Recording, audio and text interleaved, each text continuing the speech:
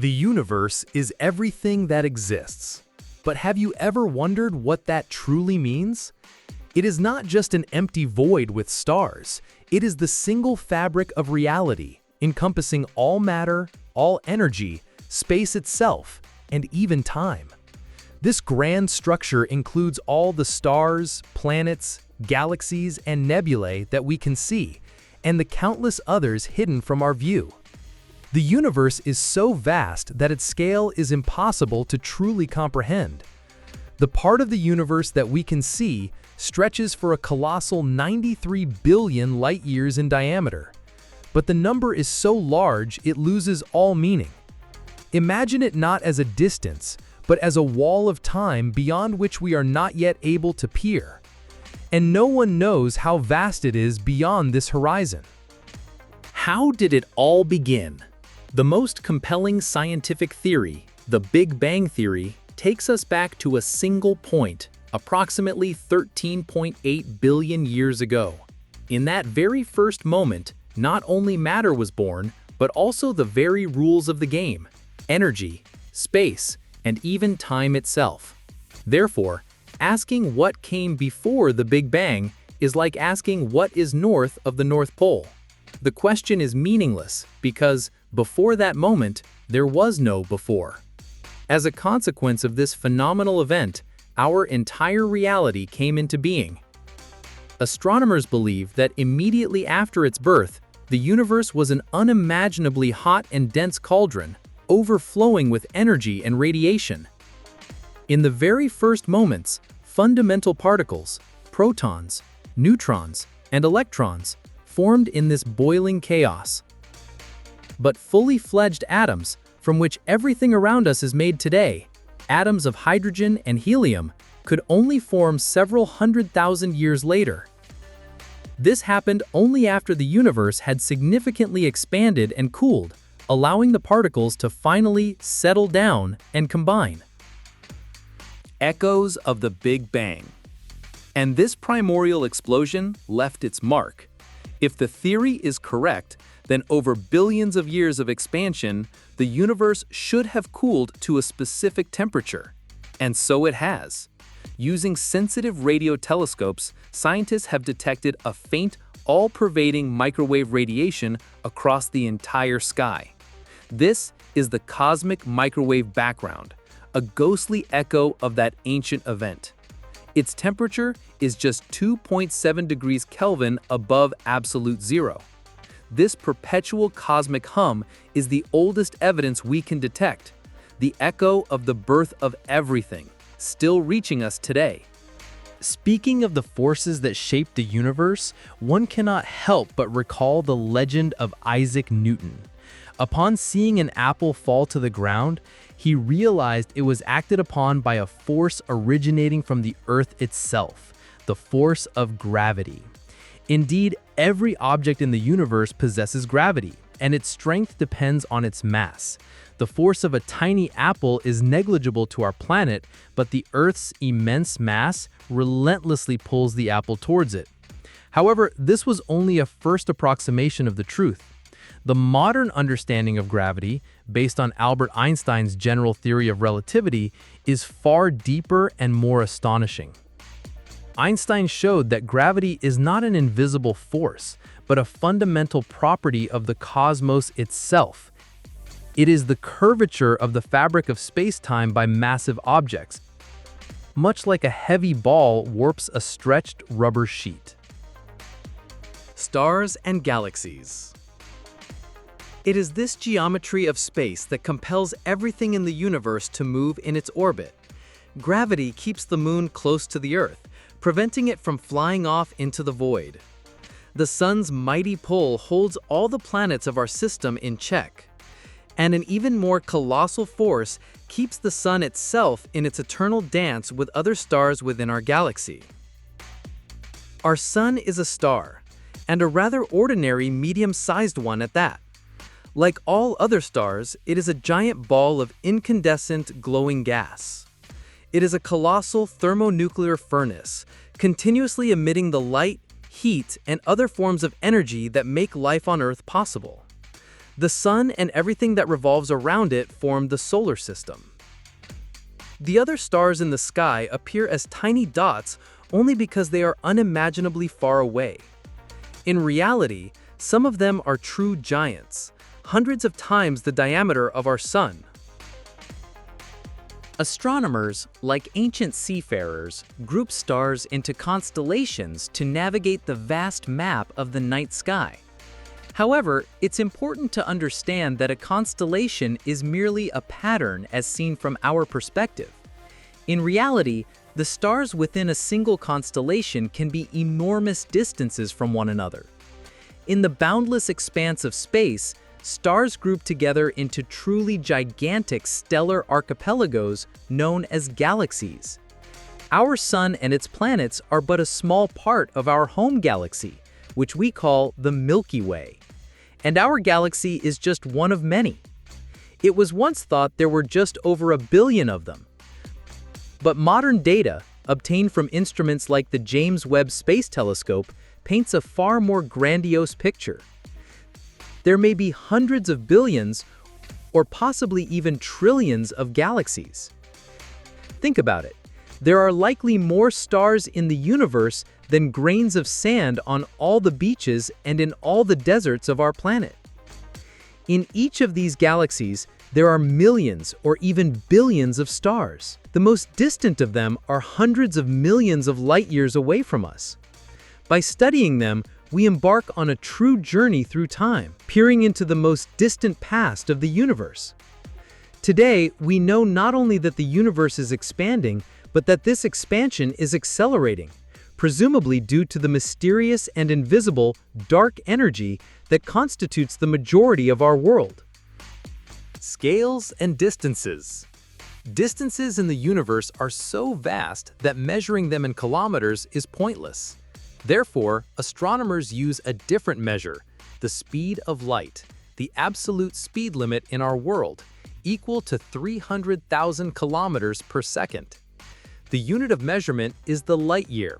This is not a unit of time, but the distance that a beam of light travels in 1 year, which is almost 9.5 trillion kilometers. The nearest star to us, Proxima Centauri, is 4.3 light years away. When we look at this star, we are not seeing it as it is now. We are seeing its ghost from the past, as it was more than 4 years ago. Even the light from our own sun is not instantaneous. It takes a full 8 minutes and 20 seconds to reach us. If the sun were to suddenly go out, we wouldn't know about it immediately. Our Milky Way has the shape of a giant rotating disk with a bright bulge at its center, where the supermassive black hole Sagittarius A resides. The sun is located closer to the edge of this disk, and it takes about 250 million years to complete one full orbit around the galactic center. What kinds of stars are there? Stars, like living beings, are born, live, and die, though their life cycles last for millions and billions of years. Our sun is almost 5 billion years old, and it is estimated that it will live for about another 5 billion years. The sun is a single star, but many stars in the universe are binary, 2 stars bound by gravity orbiting a common center. More complex systems, such as triple and multiple star systems, also exist. The most colossal stars are called supergiants. Antares is one of them, with a diameter 680 to 800 times that of the sun. If it were placed where our sun is, it would engulf the orbits of Mercury, Venus, Earth, and Mars. However, these giants have a very low, rarefied density. Smaller, but still immense, are the giants, 10 to 100 times larger than the sun. The majority of visible stars, including our own, belong to the main sequence. Their sizes range from 10 times the sun's diameter to 1/10 of it. The smallest of these are red dwarfs. But there are also entirely different objects, white dwarfs. These are not main sequence stars, but super-dense embers of dead stars. Though only the size of our Earth, they possess incredible density. A teaspoon of its matter would weigh as much as several cars on Earth. There could be billions of them in our galaxy alone. The life and death of a star. Every star is born from a giant, cold cloud of interstellar gas and dust. The universe is full of such stellar nurseries. Under the influence of gravity, the cloud begins to shrink, or as astronomers say, to collapse. It spins and its center heats up to monstrous temperatures. When the core reaches millions of degrees, thermonuclear reactions ignite. Hydrogen turns into helium, releasing a colossal amount of energy. This energy makes the star shine. A new star is born, and from the remaining dust and gas around it, planets eventually form. The fate of a star depends directly on its mass. When a star like our Sun exhausts its hydrogen fuel, it will enter its death throes. Its core will contract, and its outer layers will swell, turning it into a red giant. Eventually, it will shed these outer layers, leaving behind only a hot, bright core, a white dwarf. For billions of years, it will cool, until it becomes a cold, black dwarf. But stars several times more massive than the Sun await a far more violent and magnificent end. As they exhaust their fuel, they swell into supergiants, and then their core can no longer support its own weight and collapses catastrophically. The energy released in this process blows the star apart in an unimaginable explosion. This cataclysm, a supernova explosion, briefly shines brighter than an entire galaxy. It is in these thermonuclear forges that all the heavy elements are born.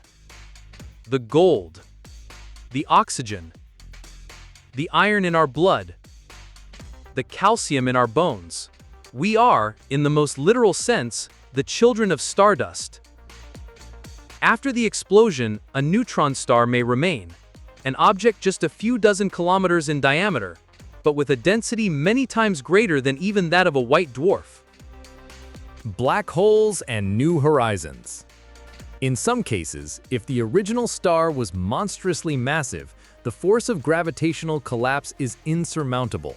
Nothing can stop the compression of matter, and it disappears from the observable universe, leaving behind only an extreme curvature of space-time. A cosmic monster is born, a black hole, a place where the known laws of physics cease to apply. In 2019, humanity managed, for the first time in history, to photograph the shadow of such a hole, visually confirming what was once only a theory. The universe is full of other mysteries. Quasars, dazzlingly bright cores of distant galaxies, and pulsars, neutron stars rotating at incredible speeds. And one of the greatest discoveries of the 21st century, the direct detection of gravitational waves, ripples in space-time itself, from the mergers of black holes and neutron stars, has opened up a completely new way for us to listen to and study the cosmos. And so we come to the main question that has intrigued humanity since we first looked up at the sky. Does the universe have an edge?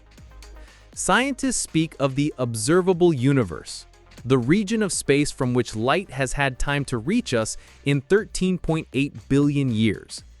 Due to the expansion of space, the actual size of this region today is estimated to be about 93 billion light-years. But what lies beyond this horizon of our vision? Infinity? Other universes? We do not know. Or perhaps the universe is finite but unbounded, like the surface of a sphere which has no edge but a finite area.